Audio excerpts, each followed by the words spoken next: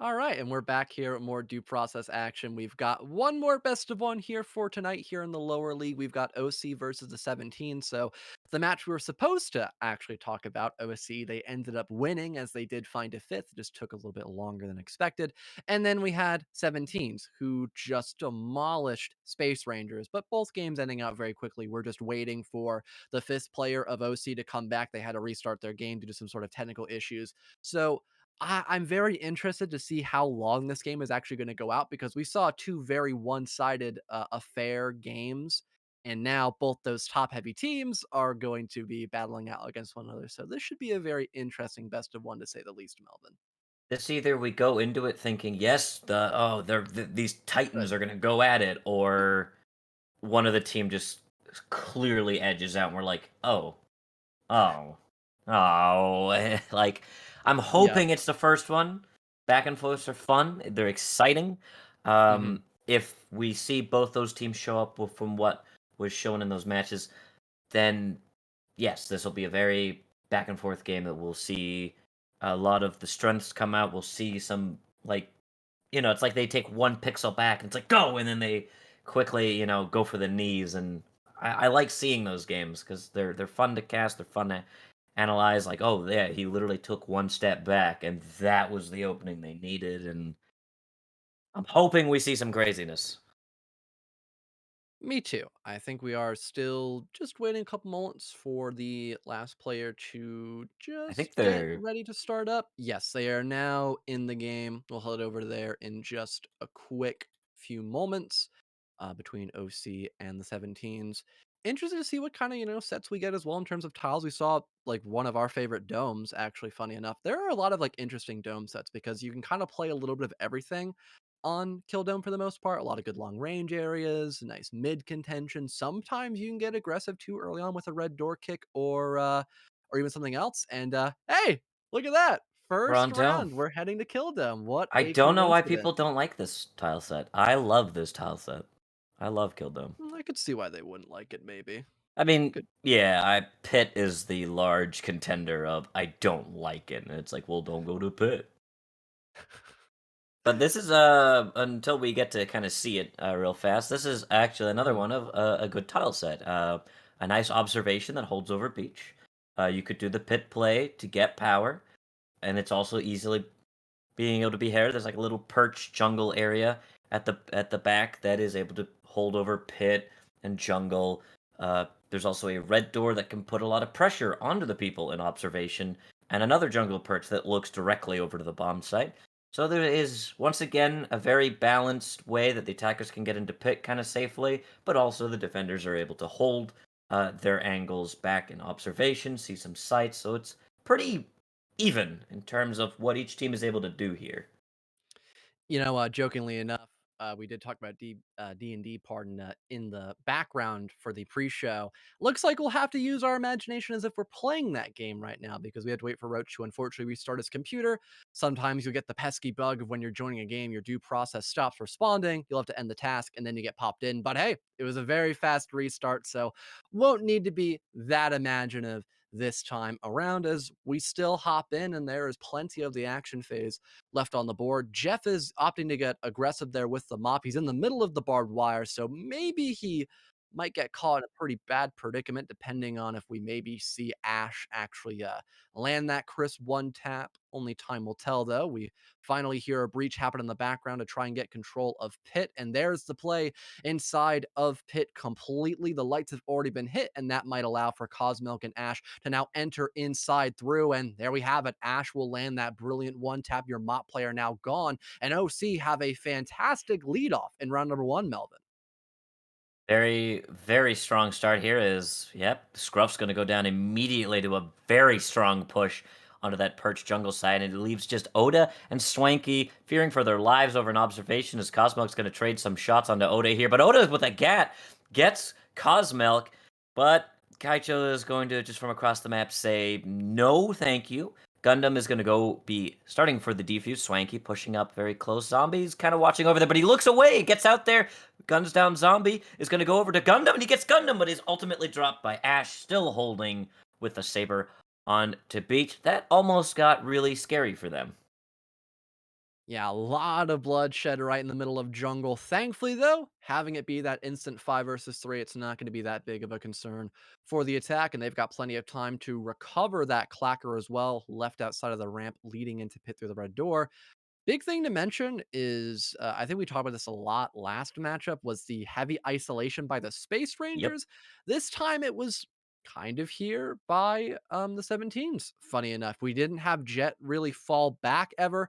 You can still hold a bit farther back in observation, still kind of deny the beach presence, and maybe even go all the way back to ruins near the other red door to try to hold down through base instead.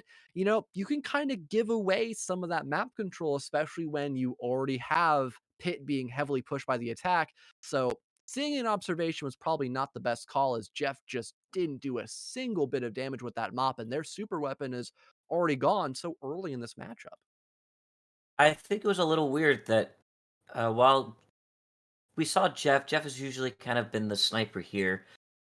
Seeing him just still with the power out, just standing out in the open, trying to contest a saber. I don't know if that was the play, and then just the aggressiveness into pit that really shut down 17s, and but at the same time, then 17 started coming back and then put down again. So I think 17 just underestimated the aggressiveness uh on the attacks there, and I think now they kind of can see they can kind of gauge. Okay, that's kind of how that went. Let's adapt. So I think going into this round, I'd like to say 17 is going to win this round. I think they know what's happening now, and I think they're awake, and I think they're going to bounce back here.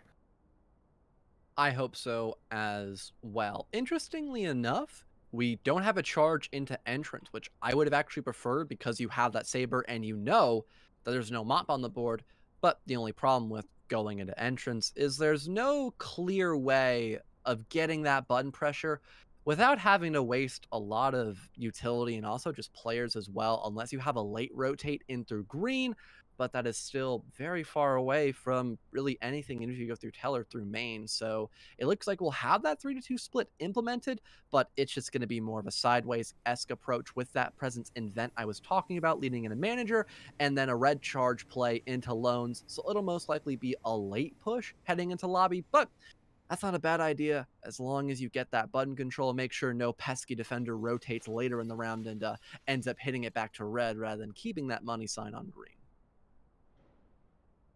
For sure, and if the entrance push was to happen, uh, as you said, there's a long way to go. And I think the loan, and even if loans, you got to go through security, and those people in accounting can just rotate to Teller and Crossfire, and so it's gonna be interesting to see how they go. As 3 Molotovs are involved, but there's only Grubers, but that's what Molotov is 8 seconds, I believe. Just about 8 to 7, I think. Yeah. Yeah, I think it's about. So we'll say benefit of the doubt. We'll say 8. So you got what? You got bad at math. 24 seconds of time wasting in this vault. So very dangerous. I remember talking with Sandwich about this, and he hates that.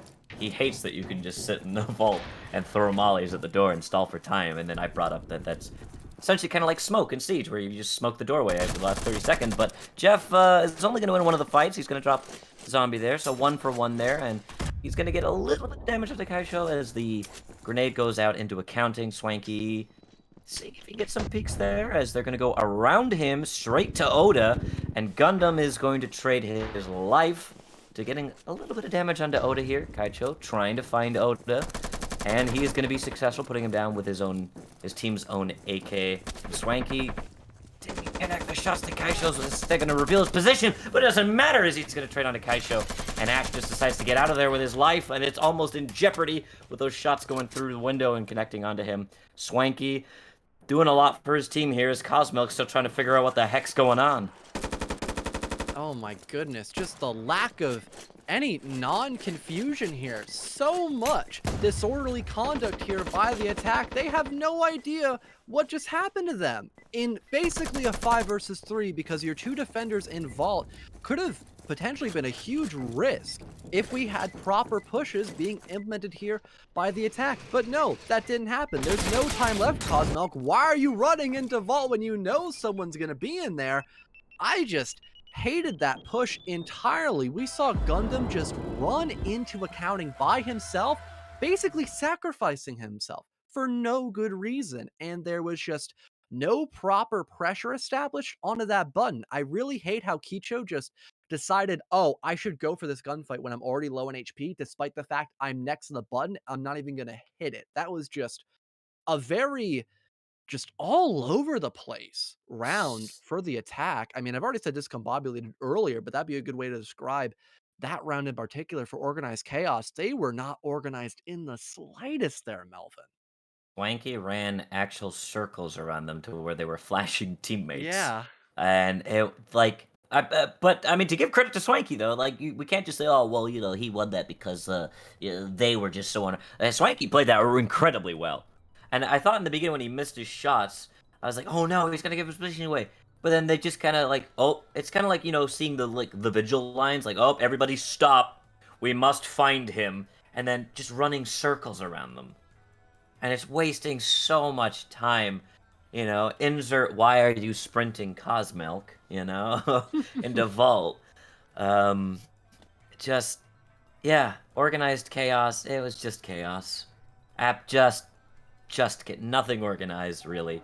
The only thing organized was the defense. I think the defense actually had a clue what was going on. And as you said, two people in Vault. It's a 3v5. And Swanky made it look easy. Swanky was essentially kind of, Mhm. for a little bit in there, like a 1v4. And I was like, it's okay, I got this. But I mean, at least Ash gets to keep an AK, so I mean, sure, silver lining, but had a very good defense round for 17s to bounce back. And as I said, I they recognized the team they were going into, and now the match surely begins. Well, looks like for the attack of Organized Chaos, they are going to try to go for a wall charge play from reception, leading all the way through lockers to open up a nice big wall into the site itself of kitchen. Normally, you see like a double charge play of like red and then wall for like instant site control or at least some pressure. But because we've seen two different charge plays by OC, they cannot actually bring out that much utility this time around. No Saber and no Mop as well. It'll be a lot of at most mid-range engagements here. A well-tossed smoke gets deployed, so you can go into reception without having to worry about getting your head blown clean off by anyone trying to overly extend. I believe there is a nade here for the single set of barbed wire. Kicho should be able to toss that out and do exactly that. So now they can try to clear out lockers, which is going to be a bit of a tricky situation unless they have these flashes on key, and looks like they're able to do just that. There goes Zombie Bacon with the pump action, and Kicho will now finish off Boost, leaving us in an instant 5 versus 3. And now the defenders will have to relocate themselves to try to better stop this wall charge play heading inside the kitchen. The king of pre-fires and firing through the wall map. Kill House as Molotov's going to go up to deny that immediate rush into sight. Jeff kind of positioned back with the Ingmar, getting ready for those long angles, but Ash is keeping him kind of pinned down. Jeff, not really sure if he wants to flank or not. He is going to still stay at the doorway as Gundam goes very close to challenge him with that isolated push and will fall for a quick trade. Scruff with two pickups onto the breach. Kaisho's going to be going in on his own, looking for Jeff as Oda goes for the flank onto Cosmelk. A little bit of a confusing exchange, but Oda will be the one that falls as Cosmelk dropped just below half health. Both of the attackers very low, and the defenders very low. Still can go both ways as Kaisho's going to push Jeff, ultimately killing him with the AK, and Cosmelk will drop Scruff, as Scruff not really sure how to go into a little confused peek there by Scruff, but it will be the attackers that just edge out on this first set, 2-1.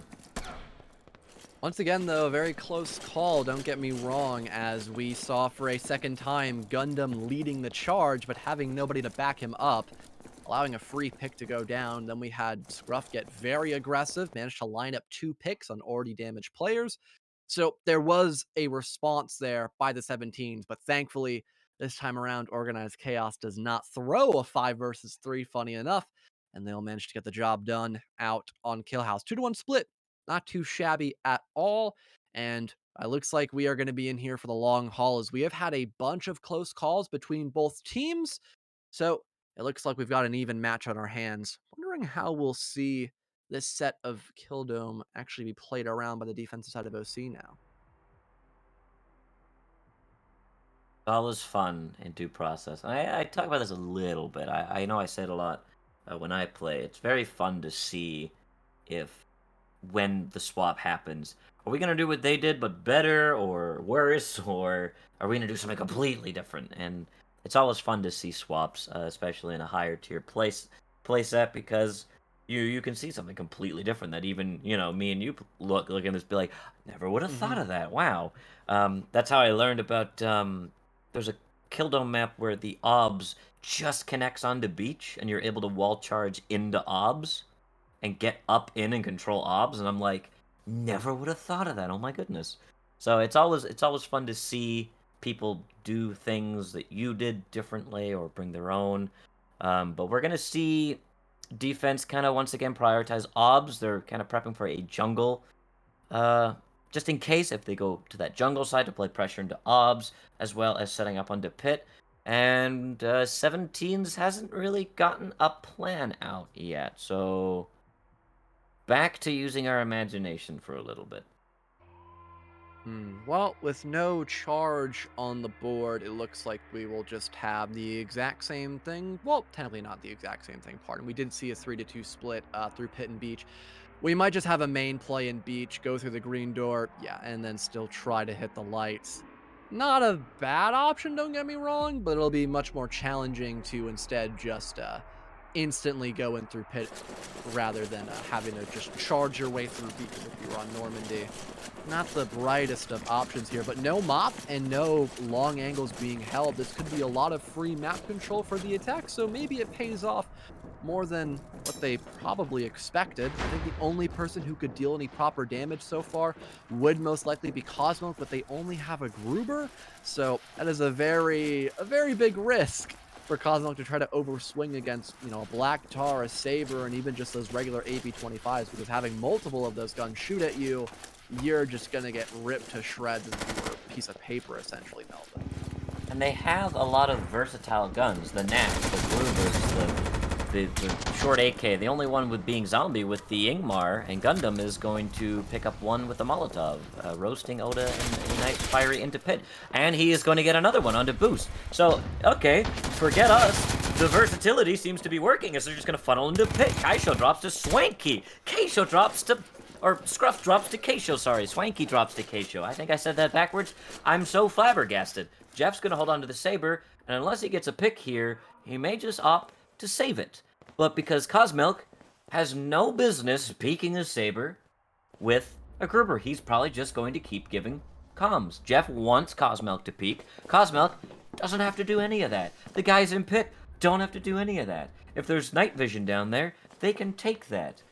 Never mind, I don't think there's any night vision after this map. It's I Bank and Kill Kill House. House, so never mind. But we're sitting here talking about long range, disadvantage of the defenders don't have long range. It didn't matter at all. At all. That's nuts. They just single filed into pit, held hands, you first. Nope, after you, I insist. There's a guy with a knack in there. You go first. And now they're just throwing flashbangs at him. This poor man.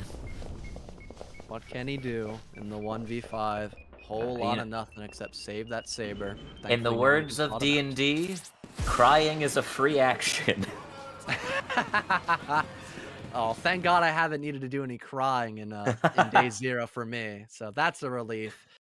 Big, uh, big concern I had there was for the attack of 17s, you understand a couple of things. A, you're gonna have to funnel because you're not bringing out any charges to go into pit, and B, there's probably gonna be a barbed wire to stop you. If you're not gonna red charge open pit, I would prefer you bring a door charge on those green doors. I don't think any of these next maps, there is like a necessity to go for like a double charge play. You could just do that exact same loans play and vent as well, or vent and entrance to get like a nice crossfire into Teller.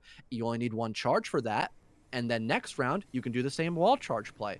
I would have much rather have seen either a nade expended or a charge to break that barbed wire, or better yet, don't go pit. Swallow your pride. Be like, all right, we're not going to find any use for these NVGs on any of these rounds.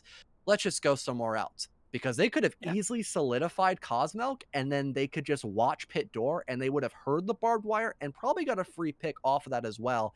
And if they get top runes control, they just have to worry about the main brick area that's next to water for a drop down, and then a flank, which once again, there's barbed wire, so that flank is going to be pretty challenging for the defense. Sticking to your plan A is not always the best option. You need to adapt as a team and come up with something on the fly every now and again, and that's okay. But because we didn't see that, it didn't turn out very okay for the attack at all. And the only thing that happened that was good for them was the fact they brought Saber into next round. Yeah, obviously hindsight's 2020, but like if they had Hmm. just rushed that left side, they would have had bomb control, and the three guys in pit suddenly now have to attack, and Yeah. it could have gone vastly different. But they decided that nope, NVGs we must do, and it's okay, guys. Me and fellow, we're here to tell you, some games, some sets, best of threes, you're not gonna use NVGs, and that's okay. It's all right. You don't have to use them. They're there. They're suggestions. Just because it has power doesn't mean, well, this is the only one with power. We have to hit power. No, because if they think that you think that, you're walking into a funnel, as we just saw. Hmm. And as well, they knew that it's not required to bring a grenade for Kill Dome because Bank and also Kill House are very like nade required esque maps because Barb is very strong. Because Vault put a barbed wire there, and then also you have a bunch of wall banks with those barbed wires on Kill House. So I get it. You didn't want to bring a lot of util, but again, you don't need to funnel yourself in that round. We've got Kicho playing very aggressive. That Molly just inches away from touching his feet, so thankfully he won't take any damage. But a flash could most likely get tossed out, so Kicho might just have to run out at them. He'll do just that, finds at least one pick there with the shotgun, but you've got Jeff getting just as aggressive to finally deny that first full auto player. Things now on even footing. Here comes the play from the backside. Scruff gets rid of one. Here comes the push into accounting like I just mentioned, and now it's a collapse with Ash and Cosmilk basically isolated from one another. We can maybe see Cosmilk rotate through manager door to shoot Spanky in the back, but no, he'll take things head on, gets rid of Oh, one. Ash is there to follow up as well. Zombie gets way too aggressive, trying to play next to that barbed wire, but the attack were able to bait against him. Now 2 versus 2. They should understand that nobody's involved. So they could, in fact, rotate, but it looks like the defense had the upper advantage in terms of that rotate, and only Cosmilk went for the fallback. It was a great read and pretty good aggression there by Ash at the very least to make it a 4th round now for Organized Chaos. Jeff and Scruff just kind of thinking that everyone would rotate back, and Ash just kind of stayed standing. And once the shots rang out, and they realized, oh, he's here. Too late. You're dead. Round over. And yeah, that aggressiveness with the tub, I liked it. The tub respecter. That's good. You hit the barbed wire just in case for the sound call. You were holding button, and as you said, they pull back, and he just walks out in the middle of the hallway like, um, let's call it a tie, and then he just gets shot. And they just get shot immediately, and it's unfortunate. He probably heard the barbed wire, and they immediately backed up. So he probably thought, oh, they're still pushing, and got out. Because I know I've done that a couple of times, and then I look like the fool, like the old Looney Tunes thing where like they look at the camera and like they turn into like the donkey, like they've been played. Hmm. That's kind of what happened, I think. But it's still worked in their favor. I mean, losing a tub for a round win, that's a good trade to me. And they picked up back up the auto shotty, so yeah, good win, good hold, kill house. And if you were able to do your counting, hopefully, you would know there's a door charge and a wall charge, which is why the attack of 17 just want to go instantly into sight, where that could maybe catch the defense off guard. If that play happens, there aren't a lot of good places for your mop player to sit at. So that could be a big concern here. And there's also no full auto in play. The best guns here are probably the AKs and the knack, with the knack being in the pocket of Gundam. So I think the defense are finally realizing, wait a minute, guys, they could actually go for a wall charge play, and we could be in a pretty big issue here. That's interesting barbed wire. We know for a fact that's gonna get destroyed, so I don't know why they would Unless opt to he's place it gonna there. kick the door and just go for the That could sound be a cue. good Nope, idea. he is gonna move it. Because I Okay. know the second that red door is blown, because that does seem like a good idea to the door charge and wall charge in. But usually the second that door charge is open, there's someone like Ash that just immediately starts firing. Yep. So if you have a wall charge guy that just rushes in, that's an immediate pick usually. And we're gonna see Mr. Boost try to do this. We're gonna see if what I have said, if the prophecies come true. We're gonna see. We're gonna see. The door charge is gonna go up. They may just bait out some shots, time a reload, and then go for it. That's what I've tried to do. But usually I have some randos that just keep firing, and the firefight keeps going. And you can never get the wall charge up, and you scream and cry. You let it all out. Gundam and Jeff gonna exchange some shots here. As Jeff is going to take a little bit of damage. The door charge is going to go up, but Ash, oh, he quickly looks away, but he is still going to get Oda. Just caught on the edge of the door there. Molotov goes out there. Swanky's going to go in, but he's dropped by Keisho. What a shot with the up there as Mr. Boost is going to go down to Cosmel. Gundam is traded in reception by Jeff, and now it is a 2v4 as these two have to quickly figure out how do we get this done as they have to go all the way around to the brick house. Zombie is holding with the AK. Kind of moving up a bit quickly there. Gonna exchange some shots there with a flashbang. Is gonna connect onto Scruff. Jeff, last alive, not fully healthed. Zombie, fully healthed. Can he do this? Well, the Saber has a one-shot. And I think Jeff is gonna use his free action here. To cry. I think he's crying. It's free action.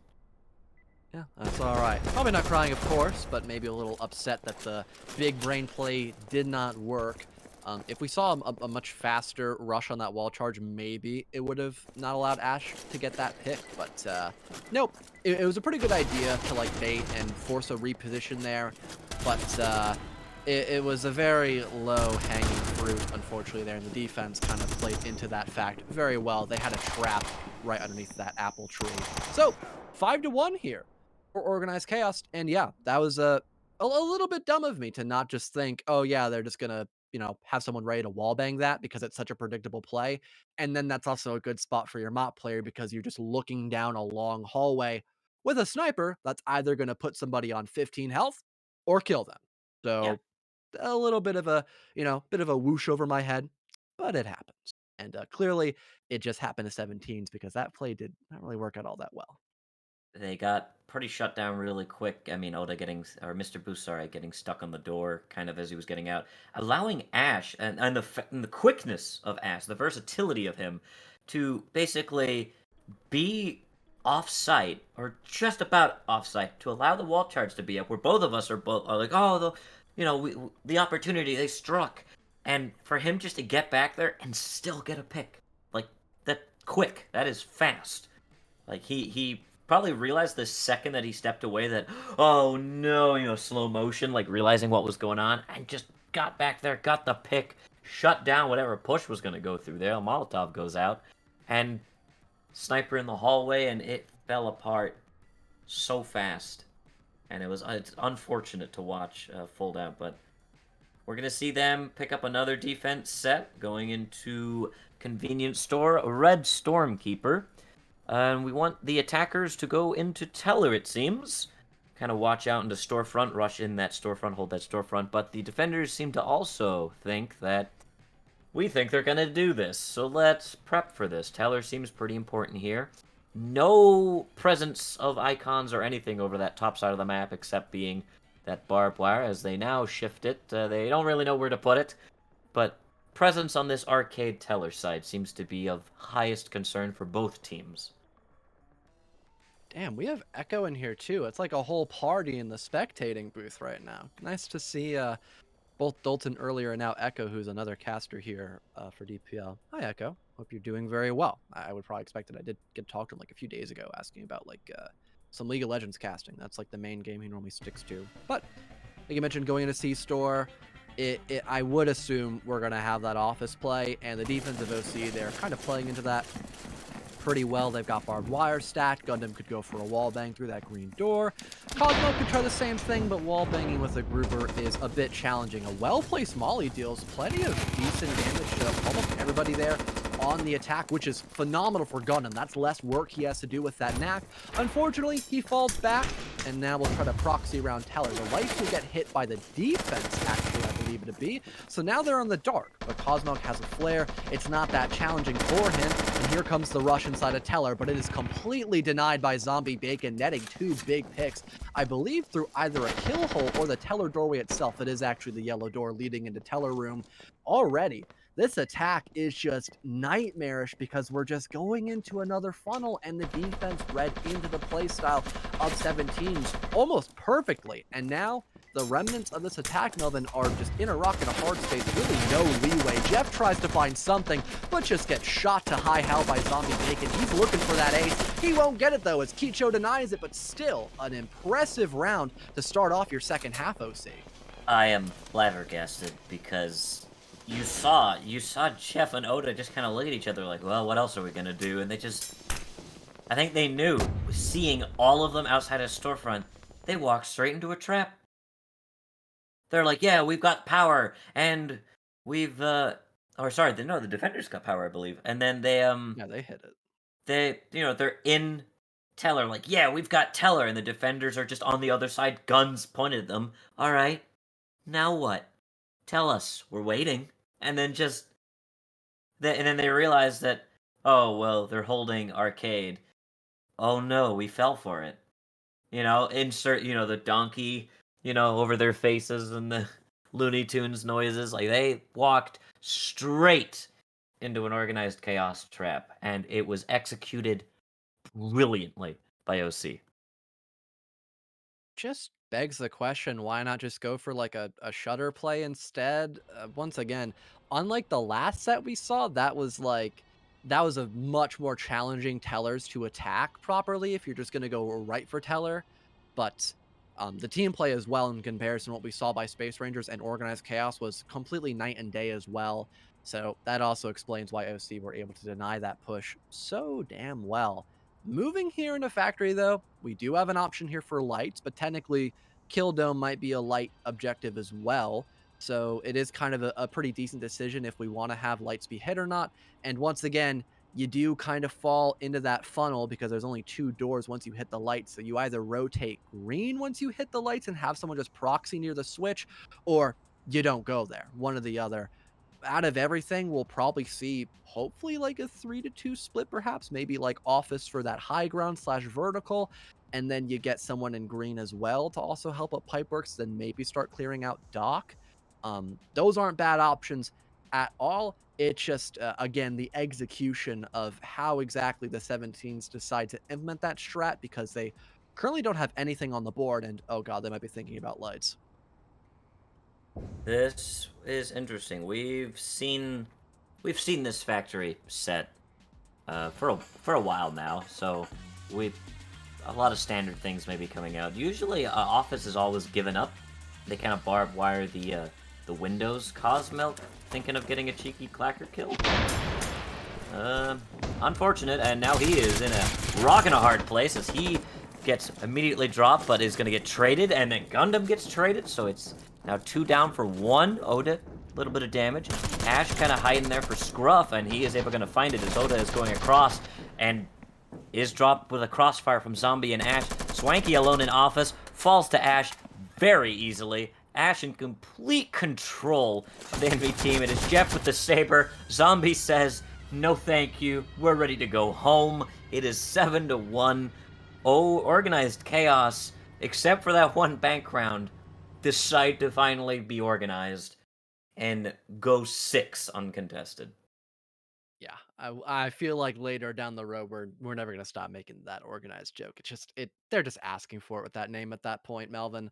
But yeah, I completely agree. One thing to mention there for 17s, they should have waited for like their player into green before getting pipe control because, like you mentioned, the crossfires way too strong, and you can still fall back pretty comfortably even when you lose that high ground instead of ops as a defender. So yeah, that was just like we understood what we wanted to do there, at least what 17s wanted to have implemented, but the way they went about it, again, their execution, it just wasn't good because they basically funneled because how long it took their player with that saber to get around and try to do something, which he did absolutely nothing. I think it was Jeff, perhaps. Either that or Swanky, but Jeff was normally that Sayer player, so I'm assuming it'd be him. But that does in fact conclude everything here for the streamed matches on the main channel of DPL. That was a very dominating matchup, and unfortunately, we were not going to get our wish of a potential overtime, well, slash tie game, sorry, or a more 7-5 esque victory. It's still going to be someone dominating the scoreboard 7-1 this time. Organized chaos, not 17s to take it 2-0 technically, but all that being said, I've been fellow joined here by Melvin up in the casting booth. We have had Roach running prod slash main observation. And with all that being said, we hope you all have a great rest of your afternoon and to see you all again next week for some more due process. Peace.